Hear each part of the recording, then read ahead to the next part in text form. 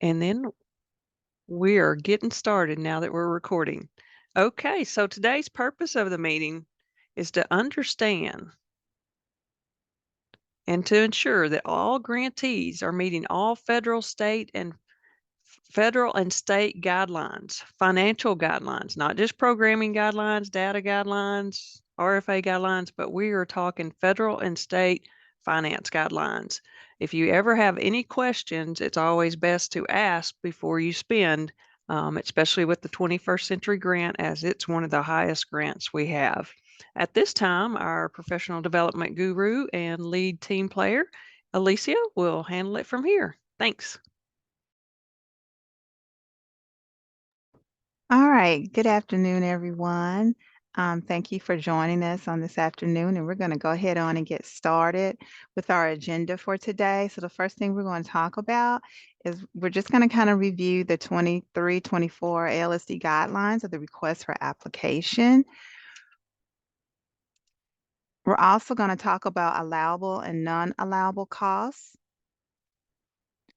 We're going to talk about what you'll hear us reference to a lot, an acronym called PARS, P-A-R, but it actually stands for Personal Activity Reports and Timesheets. Budgetary allowance, memorandum of understanding, and compliance monitoring. So let's go ahead and jump right on into it when it comes to the government and making sure that we're in alignment with the RFA. Today, we're not going to delve as deeply as we did on Monday, but I want you to know you should have downloaded a copy of your ALSD RFA guidance by now.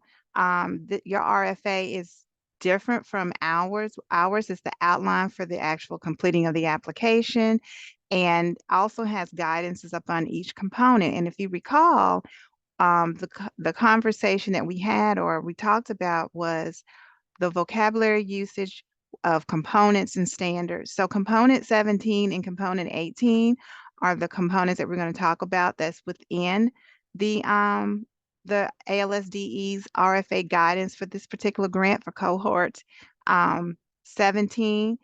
If you notice, if you want to go back and look at it, I advise you to do so. I keep it and I highlight and I have sticky notes all through it because things change based on the RFA or the cohort that you're in. So cohort 16 will be a little different from cohort 17. Those of you who are joining us at 17. So cohort 17 deals with contracted services. The page numbers are there. Janitorial services. Now, if you go on page 34, and we put it in red because we want you to know that there's a typo at the top of page 34 as it relates to janitorial services.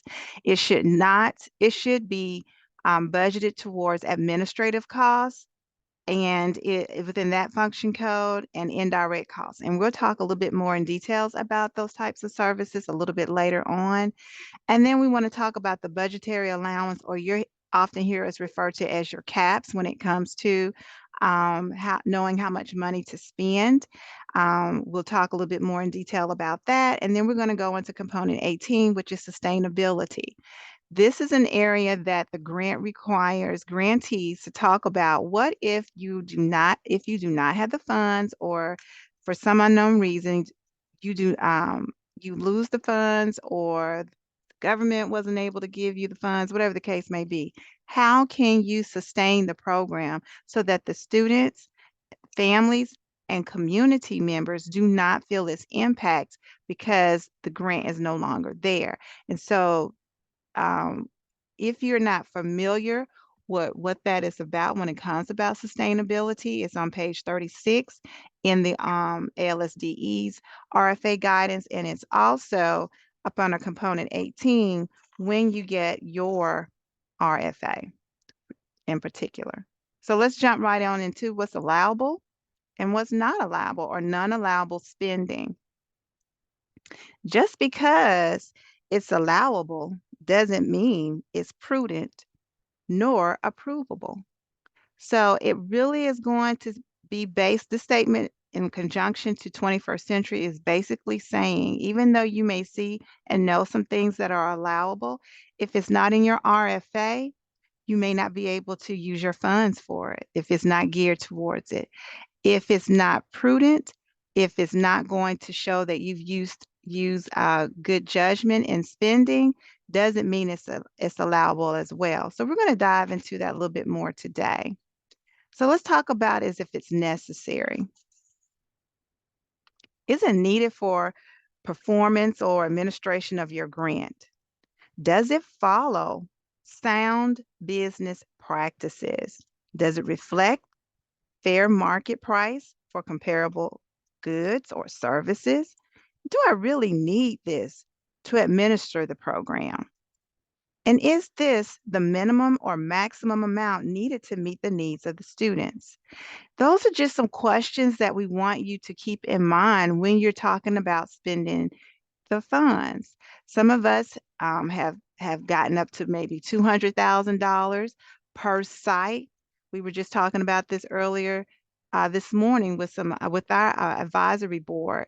Some grantees have 5 and 6 different sites, and so if each one of them got $200,000, that's a nice little bit of money that has to be managed.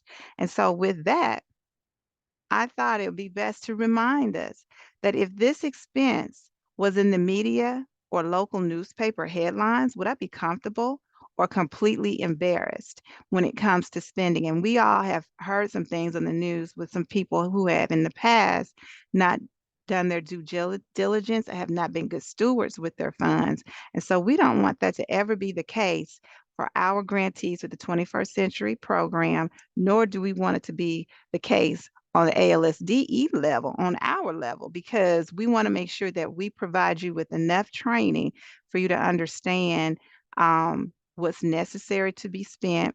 Is it allowable or is it not allowable? So let's talk about what you may already know and do not know. So I'm going to share with you just a quick little activity of some allowable and non-allowable costs. And we're going to look at it for just a moment. From just off of the top of your mind, maybe you may not have had any experience, or maybe you had some experience with 21st century funds. Let's take about 2 to 3 minutes and decide which of these item costs are allowable or non-allowable. And then we're going to call on people from the chat to make that determination. And I'm going to ask if Annette would help us just pull a couple of people. We won't do the whole thing, and then we'll give you the answers so that you'll know. And do know that this information that we're sharing with you, you will have access to it through Erica's Friday email. So I'll give you a few minutes.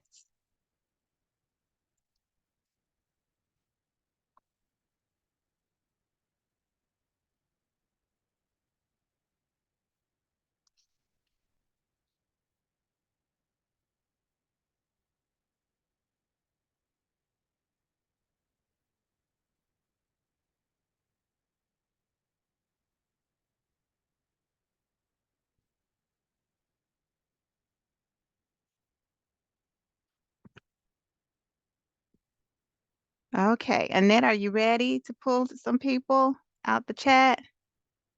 I am ready. So Okay. the first 5, Cynthia Gavin, you are our lucky contestant today to help us answer those. And then Lasagna Wright, be ready for the next. And Huberville, your group, be ready for the next group. So let's start with Cynthia. How did I know you were going to call me? I just felt it. Good morning, good morning, good morning, everyone. So you want me to just take the first one, advertising? Yes. 1 through 5. So you're going to Yes. do all the way down to construction or remodeling. Oh my God. Now, You got this. It's okay. okay. Advertising, I would say not allowable. Bad debts, no. Grant writing, no. Not really sure what you mean by communication. If you're talking about flyers. It could be, yes, it could be communication equipment. Oh, equipment, then I It would could say, be equipment or flyers, or it could be yes, I would say, walkie-talkies, you know, the type of okay, thing. yes Okay. for that. Thank you for Okay. helping me with that. And did you say go on down to One construction? more. Yes, ma'am. No, for construction or remodeling. All right.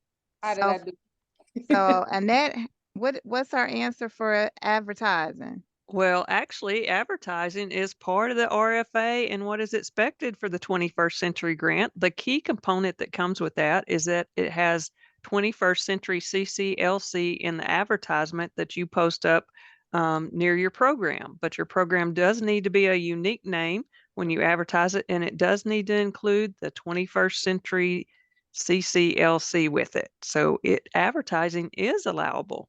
Oh, Very good. So I can actually put it in the newspaper, advertise on the radio, direct mail, all of that stuff. I know I could do social media myself, but I was just kind of going out there on a whim. But good to know. Thank you. Yeah, so you want to pay attention to how you recruit students and you communicate with your community in the RFA. There are certain guidelines, and then you want to make sure you have that advertisement up around your site somewhere, advertising that you have the program and where it is. And again, make sure that it's a unique name and that it does include 21st CCLC. Okay. Cool. Thank you so much, Cynthia. Thank you. All right, So I LaSonia. think she was correct about bad debts, grant writer. That's not allowable because we know we can't use the funds to pay for a grant writer. Correct, Annette? You are correct. That is not allowed at all. Okay. Communication is allowed, which is sort of what we just spoke about. And I go back to it's always best to ask on the front end than to ask for forgiveness because you're dealing with federal funds and forgiveness is usually, maybe an orange jumpsuit or something. So we want to be real careful with that. I don't like orange. Construction and remodeling, no, we're not part of RPESR or any other funding sources, strictly 21st century, and we don't need to build anything or buy anything on that end as far as buildings. Okay, LaSonia Wright, you're going to go all the way down to food cost and tell us what answers you think, starting with contribution or donations. So contributions, can you hear me? Yes, ma'am. Yes. Contributions to the program from other people. Actually, No, going out of the program. The program can Okay. I say not allowable. Correct. Criminal background.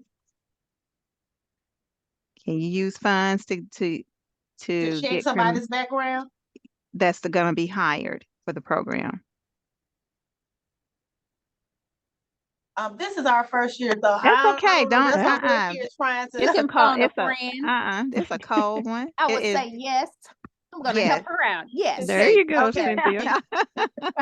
Yes, you can. So I can't check their background. Okay. Entertainment. This is a tough one. Can we go to a And concert? then my girl? answer is wrong. Okay, I Put it say on the wrong no one. if we're doing that, but what if it's something that's a part of the program? Like, we're doing a dance or whatever as a part of our program and we want to take them to a dance performance. Is that considered entertainment? Yeah, because you would have taught lessons, you would have had some form of an assessment, and now you're connecting it to real life. Yes. But just to say you're just going to a dance recital. The swimming pool. Yeah, no. But you're right. This is exactly what we're talking about. It's better to ask because there's such a gray area. Entertainment can mean a lot of different things here. Right. Okay. Equipment of expenditures. Over $5,000, I would say no. Actually, anybody want to help her out? Yes, Lori? if we get Cynthia? it approved. Oh, I'm sorry. No, you go ahead, Cynthia. I was like, yeah, if we can get it approved, we can reach out to someone there and let them know what the cost is, what we're using it for, if it's in our RFA, and get it approved. And what else is what typical questions do you get and data do we request when you ask us that? Anybody know? Is it evidence-based? Okay. Oh, yes. Very One, That's two, one I three. know. Okay, so Is it in your RFA and goes with the goals and objectives of your RFA? Correct. Procurement. okay, so that would have been our question because we're doing STEM also, with robotics and finding some supplies for them. So if it goes over that limit, we're okay. You So have to what's get permission. permission? But there's one other thing that I'm always, Alicia will tell you, I'm like, 1, 2, 3. What are we checking for? What do we ask for? Comparable quotes. Procurement. Uh-uh. That ain't it? Okay. Let me be Quotes. Three quotes. There you There you go. go. Yes, we want 3 quotes That is because, procurement, right? well, yeah, it's sort of. Yeah, Yeah, yeah, okay, we'll yeah. give it to you, Cyn. We'll give it to you. Yeah, we want to make sure we're doing our due diligence and taking care of the federal funds appropriately and you know, making sure we have fair market because we don't want anybody taking our money that we could be spending on our kids. Okay, I'm not sure who's on from Hoverville, but you're up next I all think the she way to had the one end. Just more. next. She had Oh. food costs. Oh, food cost. I'm sorry.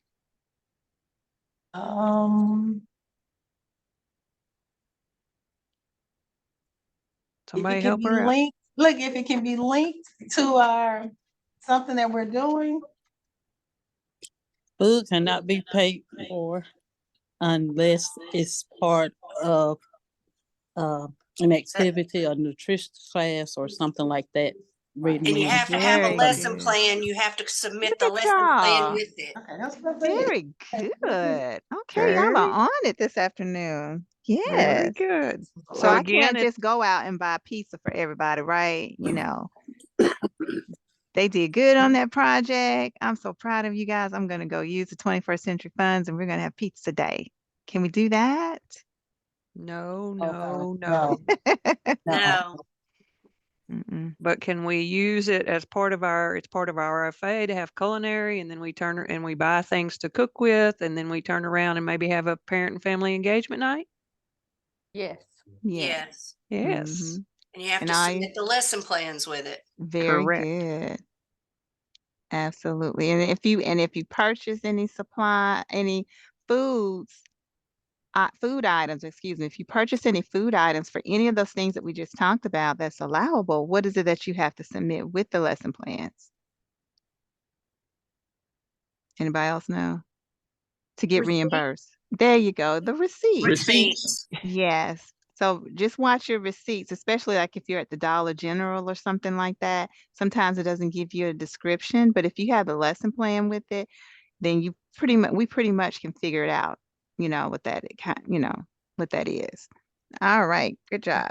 I'm going to suggest one other thing. If you go to Dollar General and you're buying for 21st Century, don't throw in like gummy bears or chips or something on the side and say, well, I'm going to break it out. My suggestion is keep it clean. This yeah. is 21st Mhm. Century. And then I'm buying this personally. You know, sometimes we get receipts and they're highlighted. This is 21st Century. This is personal. You don't want the auditors to pull you up at all. So just keep it clean. All right. Yeah. Hubbardville, you're up, starting with fundraising. There's two of us, so there should be two of us unmuted. But we've had a grant before. We don't normally do fundraising. We do take up donations and items for our service learning projects. I'm thinking it's a no, but I guess I could be Mhm. wrong. No, you're correct. I'll go ahead, Annette. I'm sorry. That's okay. Fundraising is a no. As is what charging students to attend the program is a no, Correct. no. Both of those are We no's. don't. Yeah, we don't take up any money whatsoever. Very good. Insurance. I'm thinking no. I bet Dr. Libby could help you out with that one. Okay, you put me on the spot. And it always makes me so nervous. I'm thinking yes, if it's related to the program, like your Yes. Okay. your employee kind of stuff. And Benefits.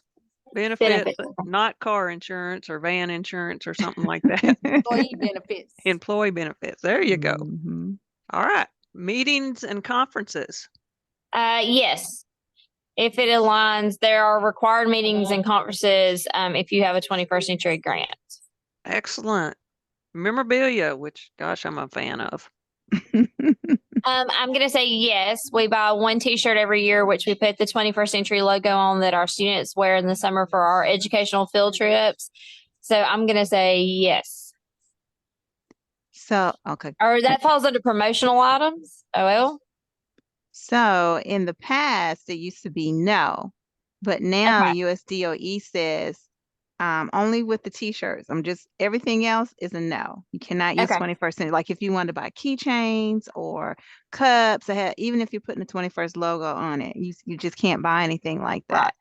So just your one t-shirt a year. Yeah, and that t-shirt, as we all know, because it's used for safety, for the field trips, and we don't allow our students to keep the shirts. We keep them at, like, you know how you have safety vests or you have stickers. I know when I was a teacher, we used to put stickers on our little kindergartners with the field trip and their number or whatever to keep up with them, but those types of things, so that we can use, that's how we're able to do the t-shirts. But to just buy a t-shirt just to say we have a 21st century t-shirt as a, just like a keepsake, anything that's I looked at as a keepsake, we cannot use funds. Just that, I think that's probably the best word for it. Promotional items, I relate this to our sign that is outside our school that we have to have that says we are a 21st century site. That actually is advertising. Ah, okay. Well, Mm-hmm. so then I'm going to say no to promotional items. Very good. I would say no to rental cost. Dr. Well, I mean, Libby. I guess it might be yes if it relates or correlates to maybe one of your items that's in your RFA. So Dr. Libby, help us out here. So, I think it's yes when it does relate to the program, and it's things like parental involvement. Sometimes you might have something, travel expenses, but that goes under travel costs. But I say yes to that. It just has, everything we do has to be related to what's in the RFA and approved by you guys. And if you're not sure, you ask. Right. Maybe And like a copier equipment. Yes. Mm-hmm. And in some cases too, we've had people who are in buildings that are servicing 21st century. So they may put some of the cost for the rental of that building with the charge it to the grant as well. You guys did a really good job. I'm so proud of y'all. Y'all did. And you were able to see the difference in CBOs and LEAs, kind of things that were like, well, yes or no. The other side was like, no and yes. So there is quite a bit of difference in some allowables of how you think within if you're a CBO or an LEA. But in the bigger picture, they're a yes or a no. And like Libby and everybody else said, it's better to ask and check it up front. Cynthia's like, just ask before it all goes down. All right. Thanks. Great job. Okay, so can everybody see my screen back to where we are now? Yes. Alrighty, so when in doubt, and I think Annette said it perfect. When in doubt, ask questions before spending, because it's after you have spent it, and then you ask a question. We all know how hard it is to get a refund. And can you imagine trying to get a refund or get it cleaned up after you've spent some 21st century funds? I always look at it like I'm managing other people's money. I'm actually managing the government's money, and I want to do my due diligence. So just always ask, if you're not sure, and we'll be happy to help you through that process. Now, Annette's going to come on and talk to us about some ethical risks. So we're having a lot of fun, but it is very, very serious. Again, we're with federal money. We have federal compliance. We have a set of guidelines on the GAN. We have a set of guidelines that come from the RFA, and then we have our guidelines with our state. So your internal controls are the utmost importance. And when we talked about the professional development today, I felt like this was a great slide for you all to look at and go, oh, well, now it all makes sense. So I encourage you, when you're doing your training, when you're talking to your CSFO, that you are looking at how this triangle all works together and it transforms into our little Rubik's Cube, which is, to me, what 21st century constantly is. You're constantly trying to turn it. But the ethical risk is very, very high when we're talking about the finance side of it. Next slide. So in moving forward with that ethical risk, a lot of people get in trouble through the nation with federal grants. And the reasons are within this triangle. The rationalization. Let's just think, oh, I'll give it back. I'm going to take it home and use this laptop to beef up my resume or get on Amazon or whatever it may be. But it belongs to the 21st century. So you're thinking, I'll give it back. I'll return it. Remember, you can't take that and use it for personal use. Other things, I'll pay it back. I ordered some chips or some Cokes or whatever it may be. I'll pay it back. I'll pay it back later. Or we ordered a bunch of, cooking stuff and I'm going to take home a few extras. No, no, no. Another thing people do a lot is I will buy it and I'll pay them back later. I'm going to buy it and I'm going to do the PO and all the documentation, the invoice, everything is going to come in later. So you've got this purchase, this receipt, and then we see this, then all the other stuff is a later date. So you got to do it opposite. And then the last, where we're talking about rationalization, you've got people who don't have jobs. You've got people who are in a situation, maybe I just left my purse at home that night, and they go, no one will know. It's not a big deal. I'm going to take this home. My grandkids are going to play with it today, or I'm going to take this laptop home, or I'm going to add this to one of our POs, or, I really came in an hour later than I did, but I'm going to put that I came in the regular time. So just remember that there's perceived pressure that comes with it. And there is a lot of opportunity when you have this kind of funding for people who just in that moment, they're not bad people, but just in that moment, just think, oh, I'll bring it back, or I'll do this, or I'll do that. And they rationalize it, which turns into the huge ethical risk. So we're having a lot of fun today and going through the finances. And it's a great thing that have the funds and are awarded the funds and be able to spend those. But I encourage you to have a strict conversation with your staff and with your CSFO and everybody in and out of the program and show them this triangle and say, don't go to that bottom part, rationalization where I'm going to bring it back, I'm going to pay it back, or it's okay, it's just the weekend, or no one will know. So just have that conversation, that serious conversation, crucial conversation with your staff, and keep that at the forefront at any time you're dealing with finances. Okay, a break from the serious now. Back to you, Elisa.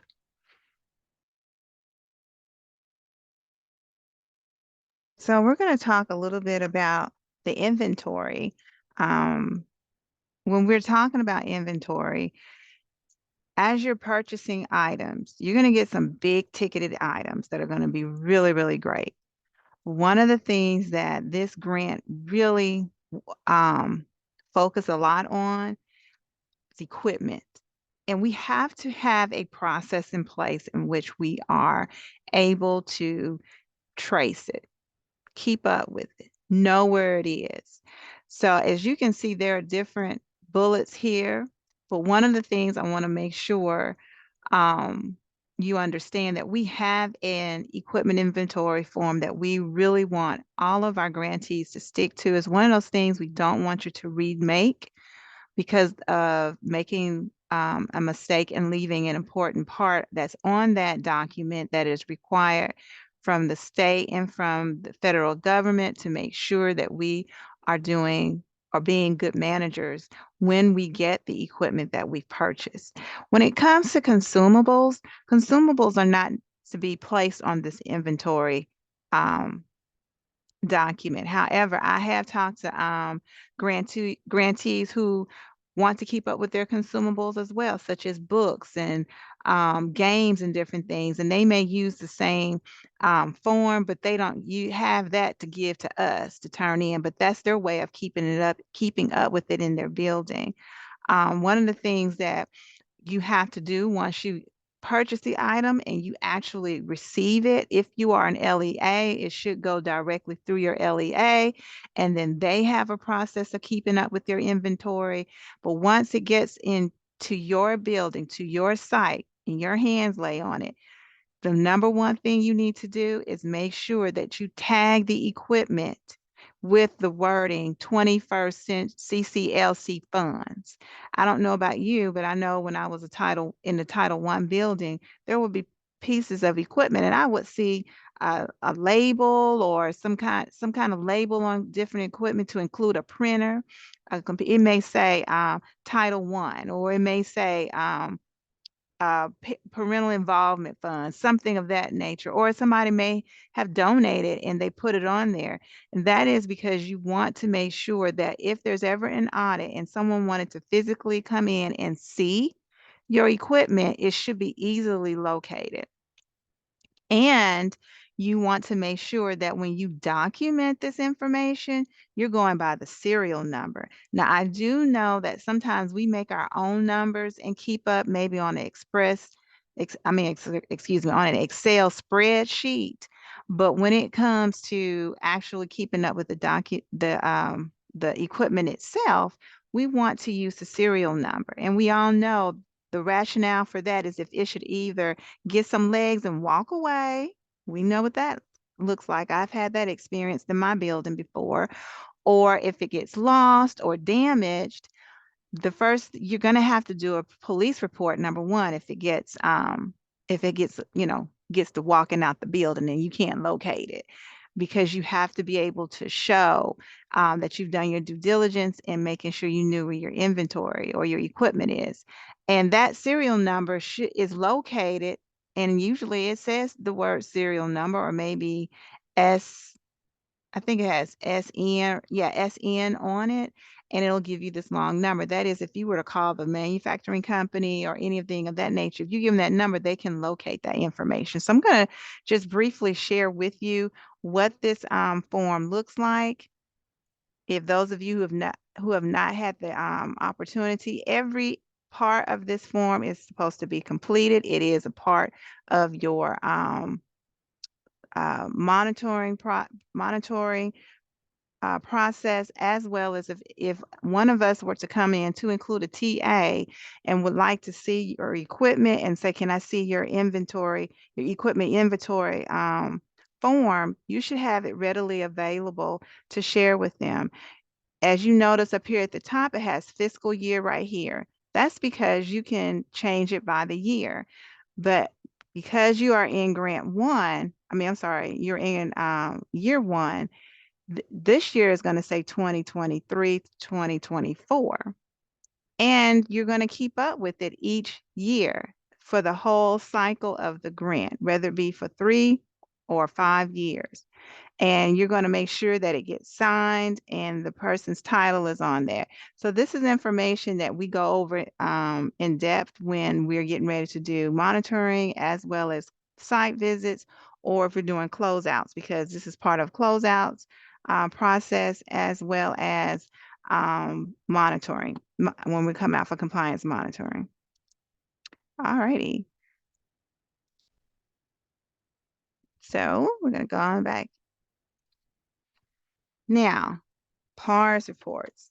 Some people don't really take it very seriously and don't think that we really have to do this. But let me tell you, it is required. It is not to be taken lightly. It is a non-negotiable. It will put you at a high risk with your grant if you are not doing this. And if you are not keeping up with your personal activity reports for anyone that is receiving payment from 21st Century Funds, that's to include the custodial services for the building, the Easy Reports person, the program director, the site coordinator, the teachers, even the vendors, anyone that is providing services, that is getting payment for it. We are required by law to have a personal activity report and timesheets. So we want to make sure that we are in compliance with this and that we follow through. So here is just a picture of a snapshot of a personal activity report. We're going to make sure that you have a copy of it, but I do want you to pay attention to at the very bottom of this sheet. And I'm just going to share that particular screen as well. But if you look at the very bottom, it says site coordinator signature or program director's signature. That is placed there. So in the event that the site coordinator is completing the timesheet, then the program director should be signing. The site coordinator should not be signing off on their own timesheet and activity sheet. And if the program director is, it goes vice versa for the program director as well. It should not be an administrator signing off on their own timesheet and the same administrator signing off on their timesheet and PARS report. If you notice at the very top, what's probably a little bit different from what we've had before is position, and that is because of some auditing and different things, rather than us having to call and ask, what is this person doing? We see they worked all these different hours. That's new. Please make sure that this is done, completed correctly.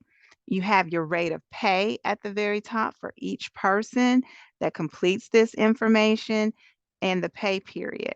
LEA, CBO, all of this. This is not something you just skip over.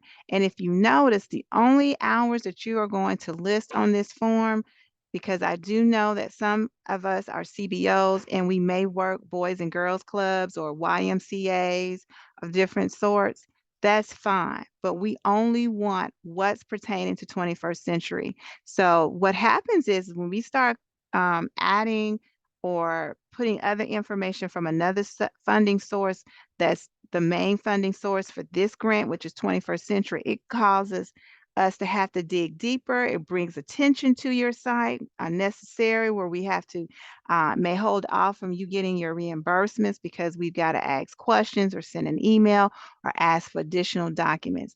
I cannot begin to express to you, if you just follow the request, then things move a little bit faster. Because when we get a little bit creative and start doing things a little different, then the questions come about.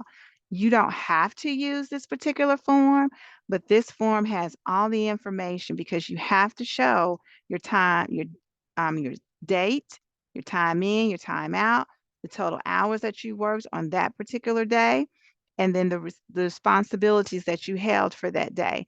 This form will be available to you and as a fillable, so that you can just type in the information. Please make sure if you decide to write that is legible. We've had to return some things because it was, we couldn't understand the writing, or it wasn't copied very well through the copier.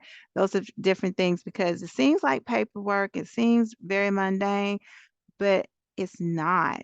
It is a non-negotiable, and it can get you to where you don't get reimbursements for employees if it's not clearly spelled out what they did on the days that they actually worked and received compensation for it. So we just wanted to make sure that there's a clear picture of what we expect when it comes to the PARS report. All right, so program work hours. This is coming directly from the LSD guidance for the RFA. The things that are highlighted in like a hot pink purplish kind of color is dealing with administrators. And the things that are highlighted in green are dealing with the bright lime green are dealing with all your other employees. The information that is highlighted in yellow is dealing with everybody. So let's just break this down for just a second. Where it says all administrators' hours may be scheduled outside the normal program's operating hours. This is new for cohort, for this cohort, because in the past, we had to stay within an hour before and an hour after, and so many hours and all that when it came to the admins. But we were able to get some clarity on some things through USDOE on how we could stay within the guidelines and then give give our administrative staff a little bit more time because we understood that it takes more time but we wanted to make sure that we stayed within those guidelines. So we did get clearance, and this is where that's coming from. However, we want to also, oh, let me see. Annette's hand is raised. Annette, is your hand raised? Yes, ma'am. I just Okay. wanted to go in and talk about this on the fraudulent kind of, well, no one will ever know, double dipping, meaning you're on your planning period for the school and you're also an administrator in 21st century. So you're going to work that hour instead of on lesson plans for your math class. You're going to work on 21st century and then you're going to bill it to 21st century. That's a no, no, no. So just be cognitive of that. I know it's all tempting sometimes. It's like, I could get this done right now, but just make sure you follow these guidelines. Thank you. Yes. And Amy, I see your hand up. If you'll just give me a few seconds to hold your question to the end so that we can get through the presentation, or you can put it in the chat box. I didn't want you to think I was ignoring you. Okay. But back to what I was saying, what Annette says is very, very important. Sometimes what we find on the responsibilities and hours, we're trying to figure out, well, if this person is a teacher, why did they put their time in as 9 o'clock in the morning? And that's not during the time of the program. That raises a question, just like she said, and causes us have to pause and get some information and can't give a reimbursement and may have to not reduce the reimbursement from being charged to the grant, although you want to be reimbursed for that because the person was working and they were already a classroom teacher during the day, but then they decided, just like she said, to work on a little bit of some 21st century information. That's to include bookkeepers. I recall when I first got here, we had a superintendent to call us and ask, just getting some clarification because there was a bookkeeper that was putting the work aside at the school as a bookkeeper and working on 21st century um, documents for the book, for that. So you just want to make sure you stay out of that. So it has to be the hours actually worked. And those of you who are outside of the admin area, you have the opportunity that you can work 1 hour before students arrive and an hour after the students are dismissed. So if your program starts at 3 o'clock and you're not on the clock at a school or anybody's clock for that matter at another job at 2 o'clock, you can work or do some prepping or for the day to get them ready for whatever's going to come. And then the program ends at 5, but you need to stay a little later maybe to look over some of the work that they did or to clean up the areas from the centers or from the activities. That's fine. But notice it's only 1 hour before and or 1 hour after. So that's why it's important that when you place your time of your the time of your when your doors are open for your programs in your RFA, because our specialists that handle looking at hours, they're going to go they're not going to call you. They're going to go into EGAP, pull up the RFA that you have and look at the hours that's in the RFA to make the determination, were you within the before and after if you worked more than the hours of the program. So it's very important that you articulate that to your staff. However, there are some times where you may need to work beyond the hours, the 2 hours or 3 hours of however many hours that your program is operating. You can do so, but guess what? You have to submit a request for approval from the 21st century staff, and it has to be done before you actually work those hours. For instance, planning, let's just say for cohort 16 right now, they're getting ready to go into their winter break. Let's just say cohort 17, you all haven't started yet, but cohort 16, they've been up and moving. Well, they're getting ready to close out for the winter break this month. Well, they may want some of their staff to come in and help prep for when they come back after the winter break in January. They may come in a few days before January, or they may come and work a couple of days after the program has shut down. You can do that, but it must be pre-approved from a 21st Century staff. And I'm going to show you the form that we use for that process. We request that the approval form is sent in at least 2 weeks prior to the dates that you want, so that we can have enough time to give you feedback. If we see that as a pattern of behavior of, oh, it's the day before, I'm sorry, I forgot, we may be able to give a little bit of grace and mercy. But if we see if it's a pattern, then we'll stop it and we'll just say we'll have to deny the request. But we do understand the prepping for, preparing for you to get your program started, and you want to be able to pay people. If they're going to work the time, let's give them the funds for it. But we just have to make sure that we document in a way that we can trace the money. The other thing is, for all 21st Century staff, that's including your site, your program directors, and your program site coordinators, excuse me. They too must submit documentation if they need to work additional times. Even though you're going to go past the normal program's operating hours, where would you document that? That would be on your time sheet, right? And you would make sure you're clear. Like I tell people, try to be as transparent as you want. You don't want the flow of somebody reviewing your documents to get your refund or reimbursement, excuse me, back in a timely manner. It's when we don't have the proper documentation or explanations of things that causes us to have to come back and ask questions.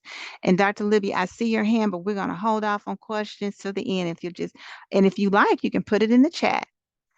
All righty. And then the other thing is, all of this information, if you are requesting for additional hours, you will submit the approved form that shows that it was approved with a signature from ALSDE stating that you were given approval to work those additional hours. So those are some things to keep in mind, and I'm going to share with you. It is a fillable document, what that looks like. So you will have access to it. So you're right here, you see it right there. You just complete that, and at the very bottom, it tells you that it's completed by ALSDE. The section that you need to look at is the requirements there. Make sure that you stay within the guidelines. One of the things is that make sure you're pre-planning for something. Make sure it's 20, it cannot be any more than 20 hours for an individual to work for this request, and document the activities. And we strongly suggest go ahead and just send in the PAR report with the request so that we can see all this information. And remember, submit at least 2 weeks prior to when you want the information sent in. And then at the very bottom, we will actually date and sign it and email it back to you whether or not it is approved or not approved. And at the very bottom, we do have, please attach dates, hours, and work activities that are going to be 21st century related that's causing you to have to work outside of the program hours. All righty, so we're going to go back to the presentation. All righty, so when it comes to documenting anything dealing with money, especially with personnel, these are some things that must be on, that must be listed, especially for our CBOs. All personnel paid with 21st century funds, there should be a listing of that. And it's going to change because we know you may get more teachers, more teacher assistants, maybe some students that'll be assisting. That could change, but it should always be up to date. And we need to know the position for each individual that's working, and then their hourly or salary wage identified. No other funding sources or personnel are submitted with this documentation. It should be clearly understood who is working the program, their position, and the cost or the salary cost for that person. We don't want to have to come back and say, Well, we saw this listed here on the listing sheet, and we see the time of how much money was spent because you have to submit that for documentation. But I see Alicia Alvis on here. And then I'm questioning, then I'm not I, but the state is questioning, why is Alicia on this list and there's no documentation? And then when we inquire, we find out, oh, they work the other program. They shouldn't have been on there. So we want to make sure that you know that you have to stick to 21st century staffing. And then also, CBOs are supposed to submit this information monthly with their ES2s because personnel does change.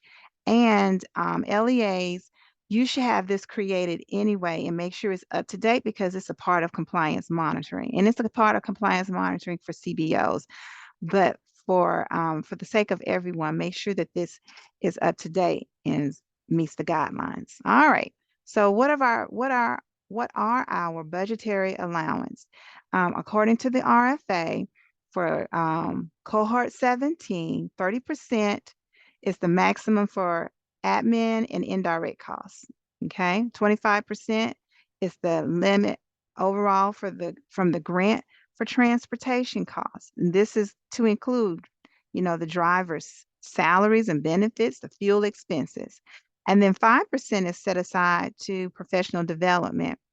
And 3% or less is set aside for the external evaluator.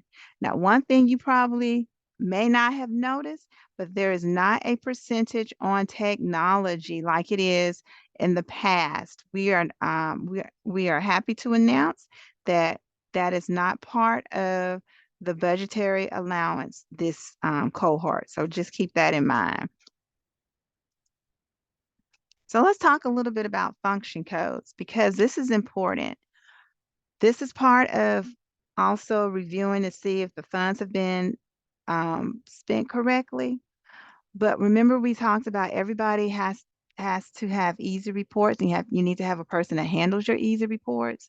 All that GAPRA information, attendance, all of that is up under function code 2110. Okay. And it's highlighted boldly because that's a little bit something new that we haven't had in the past. This is a way that we can make sure at a glance we know specific things that have to be paid out of the grant are actually being paid. And so if you have anything dealing with mental health, a counselor, 2120. If you're dealing with nursing services or supplies that the nurses need, 2140. These are just examples. Another one, instructional staff development services. That's PD, that's training. If you have someone on today that's a part of this training and they're not employed or contracted with the school and you're going to pay them, you will pay them out of this code 2215, and you're going to use your maximum cap for PD for 5% to be able to pay them for that. If you have technology, anything electronical to include iPads, tablets, anything basically that's like an equipment that's computer generated of some sort, that's considered technology. It's going to go up on educational media services, 2220. So just keep that in mind. Our external evaluator should not be pushed in with other descriptions in the budget. It should stand out by itself. That external evaluator is considered the other instructional staff servicer, and they're up under code 2290. We already talked about transportation, but you see the code for transportation is 4188. When we're talking about any personnel that does not directly serve students, such as the program director, site coordinators, the easy reporter, the bookkeeper, the CSFO, they're going to be under either the general administrative code when it's during the regular academic school year, but if it's during the summer, it's going to be up under summer administrative. And sometimes not sometimes, it is, you'll get a return on a budget if you are doing a budget and you have a summer program and there's no funds that have been allocated for the summer program. you're going to get it back because we need to know your thought process of how you're going to do your spending for the summer program. Another one that we use a lot is 9130.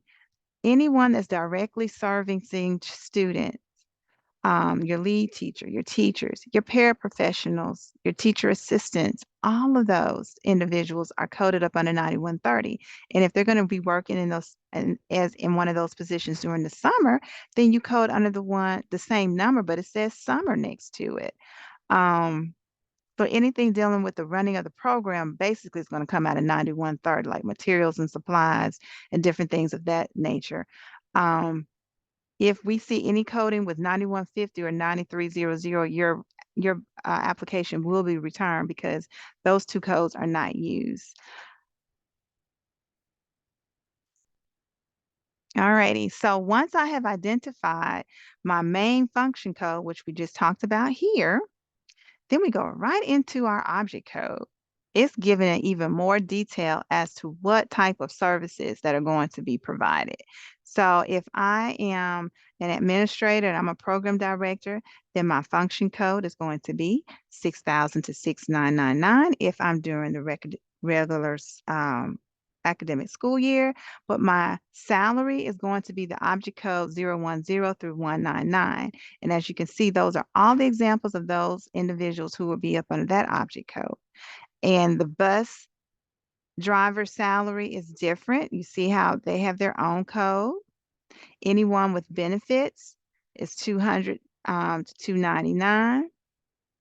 When you're talking about contracts, vendors that are going to be providing services, we've had some vendors who actually are tutoring services. So you've purchased a contract with them and they're going to come in and do the reading and math. They go up under purchase services. If you are going to have some traveling going on within the state, 382, but if it's outside of the state, 383. Materials and supplies. Technology is listed there, but I really would not put technology there. It really needs to come off, and I'll probably redo it because we have to see our technology as far as equipment is concerned, and that's why technology is up under 600 to 899. So when you get this document technology up under materials and supplies will be taken off. We have to see our technology pulled out so we can see what's being purchased and how much of it is. And that's going to be up under 600 to 899. Anytime you're chartering buses, that's going to be up under 453. And even if it's an LEA or if you're being charged for gas from the charter bus services or from the LEA, that's going to go up under 451. So hopefully this will give you some guidance when it comes to budgeting, because what's going to happen, you're going to have a time where you need to revise some things because your money may have shifted in some different pots, and that's okay. But the thing of it is, you want to make sure you stay within the budget, the function codes and the object codes. All right, this slide right here is major, major, major. And this is where confusion comes into place. And I want to make sure, remember that previous slide I showed you in red? I said in the RFA, it had the wrong function code. It should be admin costs for indirect costs. So admin costs 6,000 to 69999. Then your object code will be indirect costs. Anything that's dealing with the building costs, such as whether you're paying rental fee or ownership of the building, whatever, any janitorial services and supplies, that does not go up under health, does not go up under the 9130 for extended day. It goes up under admin costs for indirect costs. If you have someone coming to take care of the building grounds or the parking lot maintenance, or someone is coming to provide security. What about your utility bills? Yes, light, heat, power, telephone, fax, and any other communication services come through indirect costs. So we want to make sure that you all are fully aware of that. As you see at the very bottom, it is budgeted as code 6,000 to 699 up under object code 910. So we're trying to be as transparent with this so that we don't have any issues where the year gets going, money starts getting thinned out in certain pots, and people begin to get a little creative because what really should be an indirect cost has been slipped in another area, and it causes us to have to call or get some further documentation, or to say, I'm sorry, we will not be able to reimburse for this particular bill or receipt because you don't have any more funds, or you've reached your budgeted allowance cost or your cap for the 30%. So just keep that in mind as you're going through the process. So remember, we talked about admin and indirect costs because this grant wants to make sure that you're not heavily spending on things that are not directly impacting students. You have to complete Form 7. It should have already been completed for this first year for Cohort 17 because you would not have been awarded if it wasn't. So we know you completed it, but you want to make sure though that if you change any funds around, that this still matches what's in the budget. So a lot of times we forget to change this if we go in and change the funds. The only times that, and it's only for the original amount.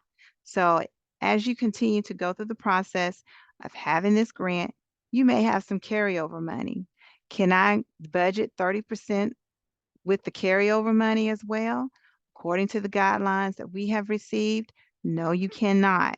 You have to stick to the 30% of the grant in its original amount. In its original amount. And you want to make sure that your total salaries and benefits matches your total salaries and benefits in EGAP 2.0. And when you go to the second page of Form 7, all this information, and especially when you get to indirect costs, whatever you have decided is going to be your indirect costs, and for LEAs, and it should be already told at the top of your grant how much your percentage of your indirect costs can be that is in correlation with your admin costs. That has to match as well. So if my indirect cost in EGAP says $2,000, then my Form 7 indirect cost should not be more than $2,000. If it is, then it'll be returned for you to adjust accordingly. So whatever I am doing right here where it says total grant award, that 200,000 is there because that's how much I originally received. The administrative cap, I would have to do the 30% of the 200,000 and put that amount there. And then right here where it says program administrative costs, this is where we kind of get a little bit confused. It is actually the total of the salaries and benefits and the indirect costs. And that's sitting here at the top so that we can match. Did the program make sure that they did not go over the cap, which is right next to it? Okay, so you want to make sure that when it says program administrative costs, that is the total cost of salaries, benefits, and indirect costs. Annette? All right. Thank you for all of that. That's probably everyone's sheet they need every time you do a budget, any PARS reports. That's excellent information and very detailed. Thank you, Alicia. So now let's talk about the MOUs. You want people to come in and help you. You want people to come in and teach arts, physical education, gardening, music, whatever it may be, or do some other service. So we need to make sure that you have a memorandum of understanding. Of course, you uploaded this in your application under Form 5. It was a sample. But what I want to talk to you about today is making sure you stay current on these forms. They're up to date. The correct people working in the programs are listed on those, and that you have an ongoing meeting to make sure they're falling in line. If you have them teaching certain lessons that need to align with your RFA, are you checking those? Maybe you have a new partner, someone you're going to bring in. You can upload that into EGAP. What you don't want to do is have these people working in your program and not have a clear understanding of what their expectations are, what your expectations are, and then of course the legal side of it with your organizations and LEAs. I would encourage you to any MOU, you run that by your legal department and all your stakeholders, and you have ongoing communication. If you have questions, again, we don't give you the form. You can create the form. We just provide you a sample. But if you have questions, we're here to help you with that.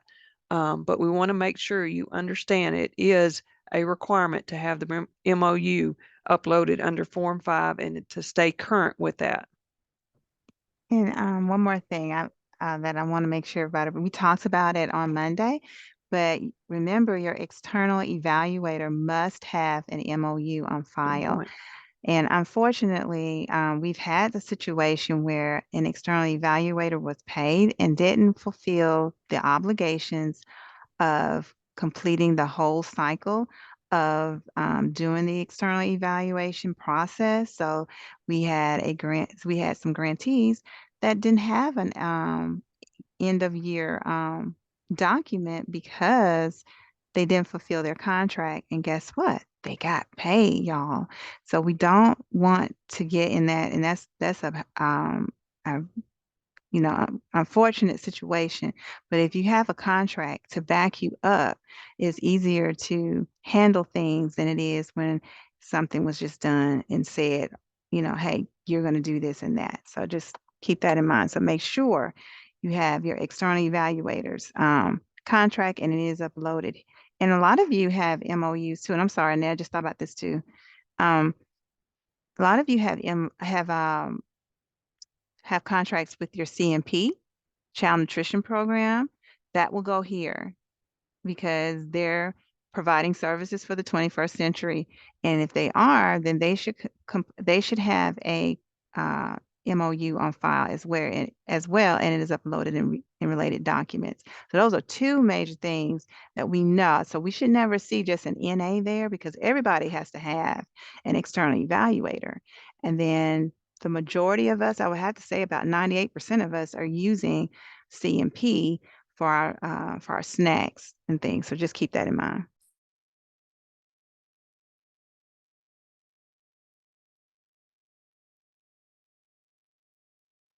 Okay, so we're going to talk a little bit about compliance monitoring as it relates only to personnel and finances, and I am going to share that with you. Everything goes back to monitoring because we have to show our due diligence and making sure that we have, spent our money in a way that it was intended to be spent. So. And while you're opening that, Alicia, I just want to remind LEAs in the compliance monitoring, you have to submit your 4161 related to 21st century. 4161 related to 21st century. Your CSFO will know what that is. And that's just a document that they have in their accounting that we cross-check with what's in your application. So make sure you pay attention to that. Thank you, Annette. All righty, so remember we talked about that goal part of on the document, which is related to standards. So the standards and the components that are in the RFA, they match. The section that you're going to be looking at in pertaining to finances is in standard 4, personnel and financials, but we're going to stick strictly with financials. And I've highlighted in yellow the documentation of the things that we talked about. So if you look at number 13 up under standard 4, we see there's those copies of timesheets, PARS reports, administrative cost worksheets, Form 7, that was an EGAP 2.0. You have to have it updated and it must be provided for. If you notice also in 13, this is talking about the administrators. So the site director, the program, the site coordinator and the program director, easy reports person, secretary, bookkeeper, whomever, if they're identified as admin, they have to have a PARS report, okay? And then admin cost goes in number 13. And then if we're still talking about finances in number 14, there it is again, copies of line items that have been budgeted from Form 7. It goes in that area. Number 15 up under section standard 4 is talking about samples of PARS reports again. And I have visited some very good sites, and they have a system like you turn in your when you end of the week, you turn in your PARS reports on a certain date and signed off, and they keep it filed, and they go ahead on and upload it into either a Google Doc or some sort that they're keeping, or they're keeping a hard copy in a file so that they can have reference back to it, because you have to have this. If you don't have very many PARS reports, and we see that you have several people on your personnel list, then guess what? We're going to ask for more. And if you don't have more, it's a possibility. Well, I'm pretty sure you will be cited for it, because we need to know, how are you keeping up with the activities and making sure that everyone's meeting those guidelines. And then the salaries, where, if they're not on the timesheets, it has to be different. But remember, that PARS report has that on there. So that's going to cover both of those boxes right there. 16A, Annette just talked about MOUs. Here it is right here. That's where that comes into play. If we look in the RFA and see that you've mentioned that you have contracted services for different vendors to provide enrichment activities, creative arts, even remedial and tutoring services, we're going to ask, well, where are your MOUs? So everything connects, you all. That's what I'm trying to just get you to understand it. Everything connects. And then 16B, that inventory we just talked about, it's right here in 16B. And it says all those little boxes right next to that is everything that's on the inventory sheet. And also at the very bottom of 16B is when the actual visit is taking place. Want to see, is the equipment labeled? And can you match the serial number to the inventory? So all of that is on 16B. Then we jump to number 18. Remember, we were talking about having CMP as an MOU. Well, if that's receiving additional funds and able to pay to have your students eat, because you can't use the grant to purchase food. Well, right here, they would be listed as an additional funding source. That's how they're getting fed. And then if you have anybody else, if ARP ESSER is being used to assist with the program, you will list that. And then number 19, remember we talked about the sustainability. This is where it comes in. Where is your sustainability plan? And I cannot stress to you all, if you didn't write the grant, go in there now and find out, what did they say, what you all are going to do if and when the funds are not available. Like in this instance, it wasn't available to you all in a timely manner. How are you want to be able to still function so that you can keep your programs running? And that's a requirement with the funds. So all of that, pages 18 through 20, just those few sections deal with finances. All right, we're going to go back to, all righty. Well, all right, we're ready to talk about what's coming up next, our training dates. We hope you're enjoying them, and it's going to help you run an efficient program, an effective program. The next training date, December 11th from 11 to 1. We're going to talk about communication with key stakeholders. It is virtually. We do look forward to visiting in person probably this spring, but December 11th, communication with key stakeholders from 11 to 1. December 15th, we are going to make a recording prior to this so that you are able to watch this video on your own time. We know some of you are out for Christmas or holiday vacation at that time, so we wanted to be flexible. It is required that you will need to record that you were in there through the chat. And of course, we have our system set up to make sure you're doing that. We're also going to have FER report training. It deals with finance, your end of the year report that is due to accounting, but that's a little ways off. Want to make you aware that every second Tuesday, we have professional development. It is not mandatory, but we do highly suggest that you attend or have someone from your staff attend. It's the second Tuesday of every month. It's virtually. It's from 3:30 to 4:30, and we have all kinds of guest speakers and different people to present. And of course, we share our updates. Then last but not least, we have a weekly newsletter, or we'll call it a weekly email, that is emailed out through Erica and TPI. We send her lots of information. Then, of course, Linda and everybody else adds to it, and that goes out. What I would say about that weekly email every Friday, if you are not on that list, please contact us. Or if there's someone else that needs to be on that list, please let us know.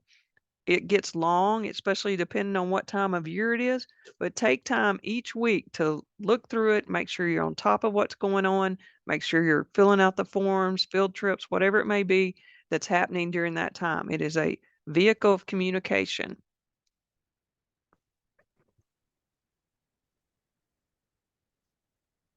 You got it, Alicia? I'm sorry. That's okay. Again, everything we've talked about, we'll have this PowerPoint and the recording on our website, along with the other recordings from previous trainings and the required trainings that you will need to take as directors and coordinators to be part of Cohort 17. If some of you are new, you're questioning, well, oh my gosh, I got to create this form and that form, and I got to make sure I do this. Go to this Y4Y resource site.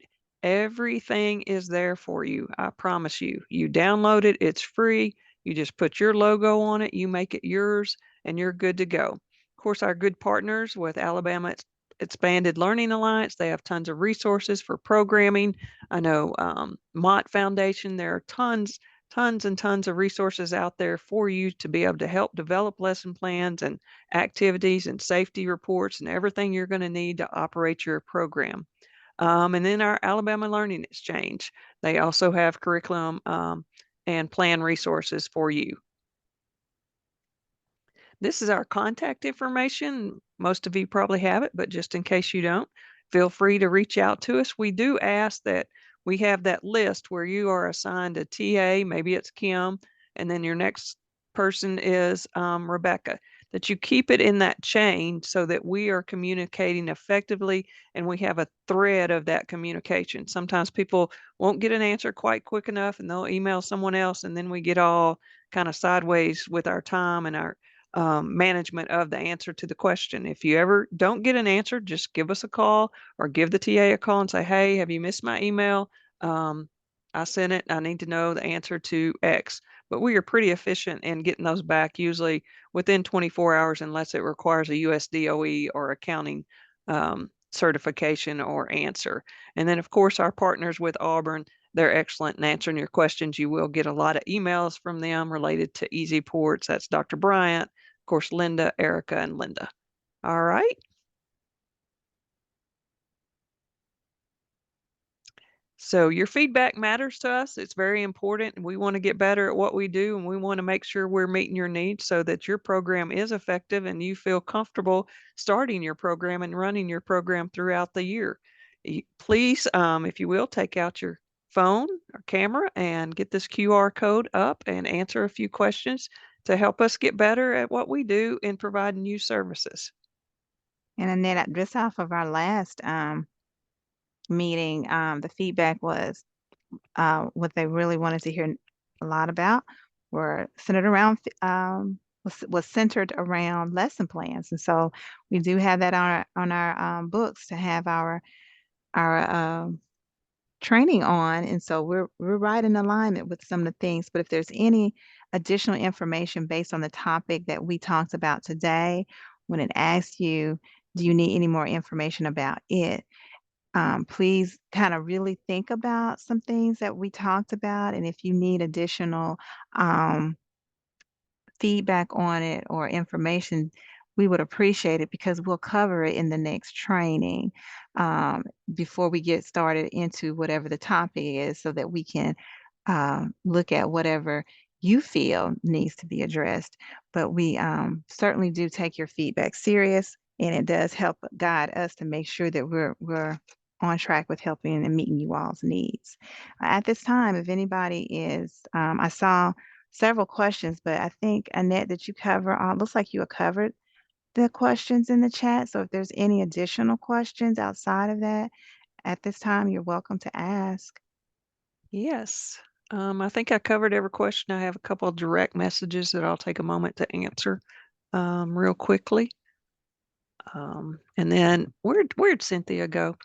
Cynthia, you need to come tell us when our next meeting is.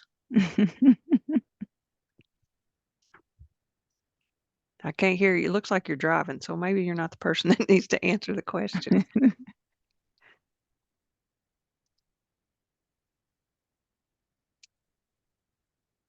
Who can tell us when our next meeting is, that we will be together, the date and the time? December 11th, 11 to 1. Excellent. All right. We'll see you then. Have a great weekend. And I'll just stay on and leave this up for everybody.